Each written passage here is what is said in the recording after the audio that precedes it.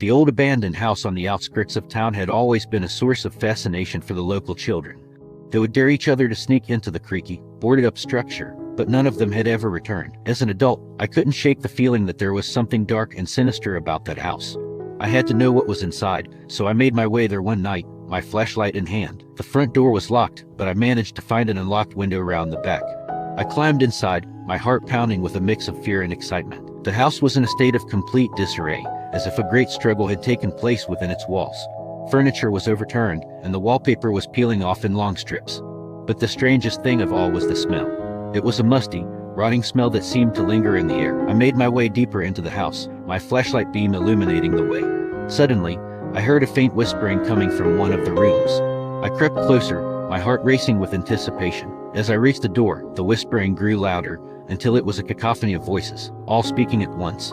I hesitated for a moment, unsure of whether I should continue. But my curiosity got the better of me, and I pushed the door open. The room was empty, save for a lone figure standing in the corner. It was a woman, her long hair covering her face. She turned to me, and I saw that her eyes were black, empty voids. She opened her mouth to speak, but all that came out was a deafening scream. I stumbled backwards, tripping over a broken chair. As I lay on the floor, the woman approached me. Her face was twisted in a grotesque grin, and she reached out to touch me. I woke up drenched in sweat, my heart pounding. It had all been a nightmare, but the memory of that woman's face stayed with me. Days passed, and I couldn't shake the feeling that something was watching me.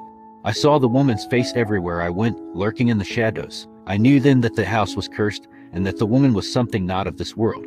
I never spoke of my experience to anyone, but I couldn't help but wonder if the local children who had disappeared had met the same fate. I urged people to stay away from the abandoned house, but some say that to this day, you can still hear the whispering coming from inside, and the smell of rot lingers in the air. But some say that the woman still roams the house, waiting for her next victim to dare to enter her domain. Beware of the whispers that come from the abandoned house, for they may be the last thing you ever hear.